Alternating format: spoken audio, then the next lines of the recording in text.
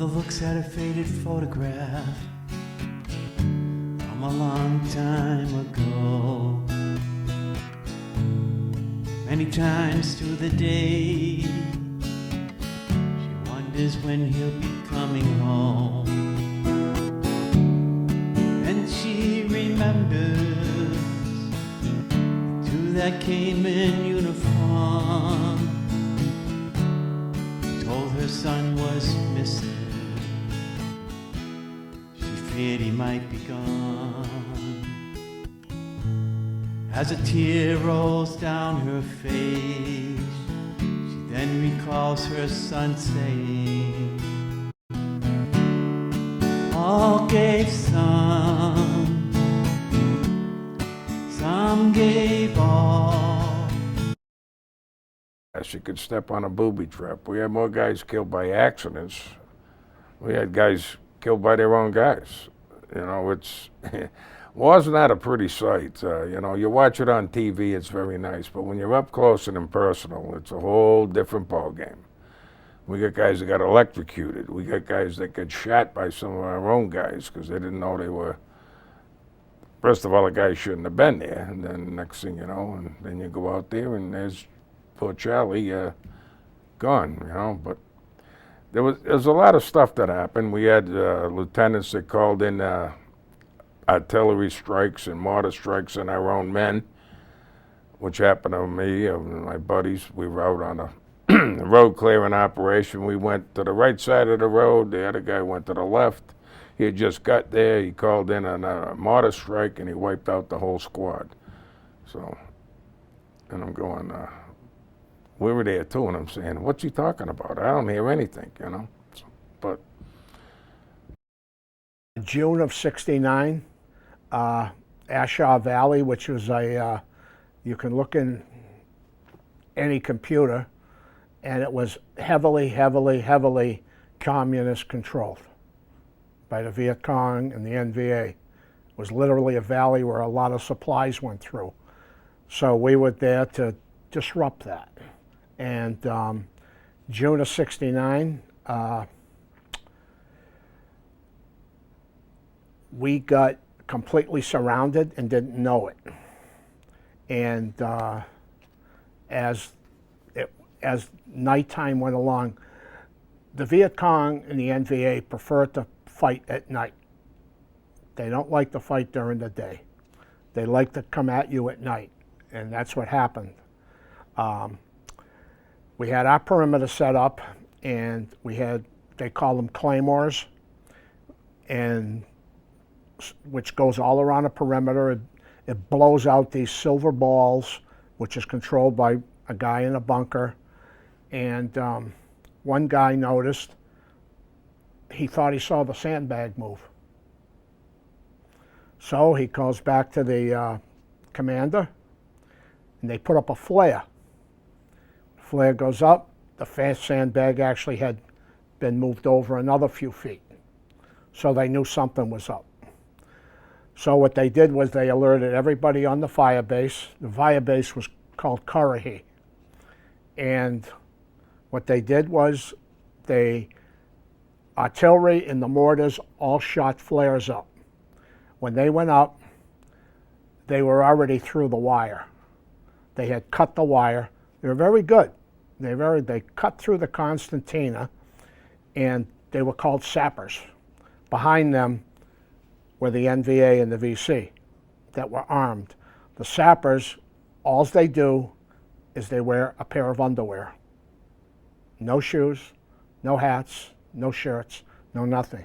Their job is to cut the wire, run through the fire bases, and they would have satchels of homemade grenades, and they would throw them into the bunkers. At this particular fire base, the bunkers weren't up. They were right to the ground because you didn't want to be out in the open. They would started running through, and when everything got lit up like this, we were completely surrounded, and they were running through, and of course we were awake now. Everybody was awake, and they had their weapons, and a firefight inside the fire base went on. So that was, no question, my worst time. They were literally running by you. You know, they couldn't do anything. They didn't have a weapon. So here they are running through in underwear and trying to throw the explosives into the artillery pits and whatever. Yeah, that was the worst time. One night I just said, hey, is there anything I can do? There was a sergeant in charge of our squadron. He said, well, the Vietnamese police headquarters on base was hit by a rocket. And of all things, they needed batteries, flashlight batteries. And he said, can you go get some where are you going to get? Well, they had a lot of supply there. And they told us to go to a Connex, which is a metal container, and open it up, and there's batteries in there. So me and another guy volunteered to go get the batteries, and they're in boxes, very heavy boxes. So we'd run, and I'd give him the box. He'd run a while, get tired, give me the box, and we'd run back to the base, back to the headquarters, and there'd be a truck to meet us there. And we stopped and just hesitated for a second, and a rocket landed in front of us and blew the truck up. But the truck saved me and him, gave us a dirt shower, but we finally got the batteries to the truck. And it's funny, you don't think about it at the time, but then they said, well, who's going to go with the truck to protect them? And I had a rifle, so I said I'd go. And we drove over to the Vietnamese headquarters and gave them the batteries. And that was right off the runway of Ton Snoot Air Base. And when we went over to the Vietnamese police barracks, there was a bunch of sailors, probably 35, 40, waiting to go home, because they're always transferring, and they're waiting at the airport to go home. And we went by them, and I was looking, I was kind of envious they were going home. And we dropped off the batteries, and coming back, and to my shock, a rocket had landed right in the middle of them, and hurt a lot of them. So we tried to help what we could and get some to the hospital. But that was a very moving moment for me, because one minute you're there and next minute you're not. But thought we were safe until we had an accident. A jet crashed into the ship and 4 people were killed. And then we're at war here, you know. The jet was hit in Vietnam, and the officers, the captain or somebody wanted them to land the jet, and it crashed into the ship and people got killed. And it happens quick. For 3 seconds, 4 people were gone. Now we didn't know we're in Vietnam. Now I was very scared then. I was scared. But before that, I didn't think anything would ever happen. But things happen, and it happens fast.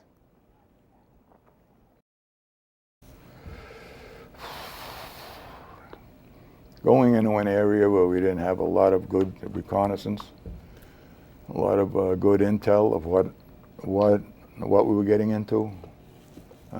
You know, the fact of not knowing, and you know, even when you got the intel, you know, there was a 60-40 chance that it was right. You know, I guess so. I guess it's a constant thing, is you know, the fact of not knowing. You know.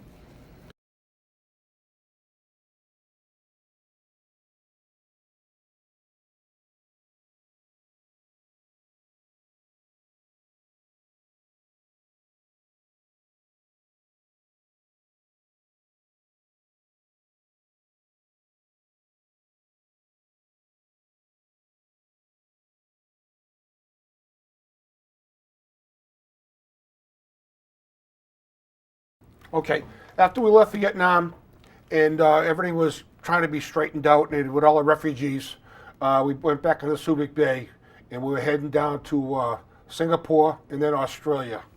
Well, on our way down there, the new Cambodia government took over the migrant ship okay? And what happened was they took over the migrant ship, and they were supposed to have had the people on Koh Tang Island.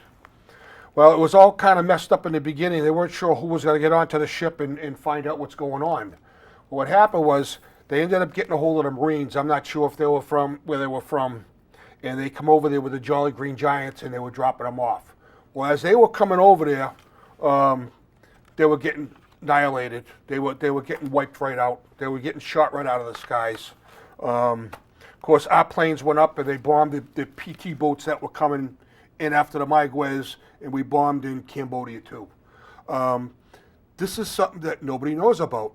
And the 12th to the 15th, when this was being done, we had Marines on one side of the island, Hargrove, Marshall, I forgot the other guy's name. And what happened was 3 of the Marines ended up getting stuck on the island and never came back on the helicopters when they evacuated with the Jolly Green Giants. I think there was a total of 41 Army, Navy, and Marines that were killed. There is a memorial over there, and there is an association. But it's something that people don't know about. You gotta look on Koh Tang Island, and they were evacuating. They were coming out, landing on the ship, our ship, the Coral Sea, with the Jolly Green Giants, and we were doing the evacuation. It was a very, very, very sad time. I just hope some people could look it up. And actually, that was they said that was the last war, and it's actually on. I think it's on my vest right here.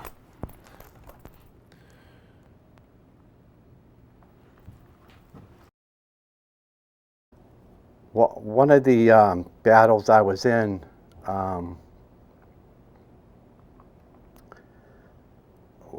we lost.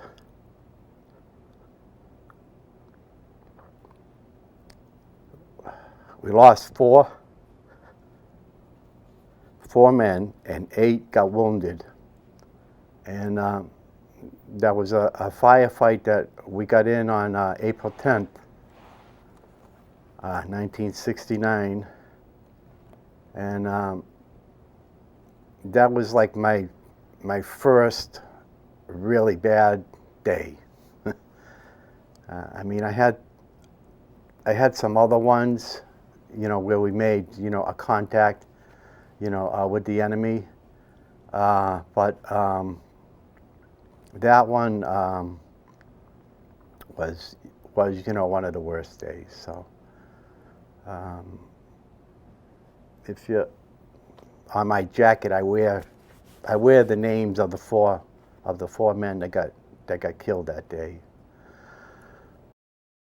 They try and tell you not to get too close to anybody, and because he might be your friend one day and he may get killed the next. So you kind of, you have friends, but you don't want to get really, really close to them. Which I made the mistake of one guy, I did get kind of close to, and he ended up getting killed maybe about, 6-7 months after I was there. And he didn't get killed out in the field either. He went in for a dental appointment, and when he got back to the LZ, they rocketed and mortared the LZ, and one of the tank drivers, I don't know how he did it, but he was supposed to be firing out, and he hit the bunker that my friend was on and killed him and 9 other guys. So you don't have to necessarily get killed by the enemy. You could, they call it friendly fire, And then another time we went into a place called Happy Valley. They had some weird names for the places over there. But Happy Valley was a place where the North Vietnamese army would come down out of the mountains, and that's where their supplies were there in Happy Valley, their ammunition, weapons, and so on and so forth. And we got hit one night. We actually got overrun, where they actually made it into our perimeter. And there was there was hand-to-hand combat. There were guys, but those were probably the two worst nights that I spent over there. I mean, I can laugh a little bit about it now, but because that night there, I carried an M60 machine gun, and it actually got shot right out of my hands. Like you see in the movies, a guy shoots and the gun goes flying. Well, that actually happened with me. And one of the pictures that I had with my letters was on the back of the gun itself. It's called the, I can't remember now. But there was a hole, the stock, there was a hole that went right through the stock. Now inside that stock is a buffer. And that's the thing that when you pull a trigger and the gun fires, it shoots, the round goes out and then it ejects it. And that gun shoots 700 rounds a minute. But it was still working. So I picked it up and started shooting again. But I didn't realize that there was a hole that went all the way through it. I'm just glad it didn't hit the buffer, because if it did, I wouldn't have been able to use it. So, but those were probably the two worst days that I spent. Not the others weren't bad, but those two there were really bad. We were out one time, we got attacked by 2,500 North Vietnamese. There was 200 of us. And it was quite the battle. I thought I got off it. We were in the middle of the Iron Triangle up in Junction City, Operation Junction City 2. And the day before, we got our recon platoon got wiped out. They went in, we landed, went to the LZ. They went out and scouted the area. And there were signs hanging from a tree, go any farther and you will die, Americans. So they called it in and they said, what should we do? The guy says, well, go see what's going on. They took a few more steps and they got wiped out. They got annihilated. And we had to go. Now we're out patrolling the area, so we have to go back because they don't know what's going on. As a matter of fact, Alexander Haig was my battalion commander at the time. He was once the Secretary of State. He thought he was in charge, but he wasn't. As Reagan got shot and Vice President was out of the country, but that's another story. But anyways, so now that night, we go out on what they call an LP. There's 3 guys. It's a listening post at night because you can't see. It's an outpost during the day because you can see. So we're there, it's about 3 in the morning, and all of a sudden I thought I got off at the bus of Saigon. I hear hundreds of Vietnamese in front of us. I'm going, oh my God. And they mortared us. And they threw in, I think, 60 or 80 rounds into our perimeter. And I'm out in front now with 2 other guys. And that was the most, I thought I was gone, as a matter of fact. But unfortunately, I made it. Fortunately, I should say. And it was quite the night. It was quite the morning. Matter of fact, they attacked our artillery, so they couldn't fire artillery. So it was hand-to-hand, man-to-man for hours. And we buried 609 of them the next day, and we lost 25 guys. So, and of course, that's a win for us. That's how it goes, I guess. You know the odds. So they considered that a win. But not for the 20 guys that we lost, though. It was not a win. All gave some gave all. Can't forget the look in her eyes, all the tears that said it all. Now she looks at the photograph and she thinks to herself what her son was saying. She has no regrets. All gave some gave all. All gave some gave all.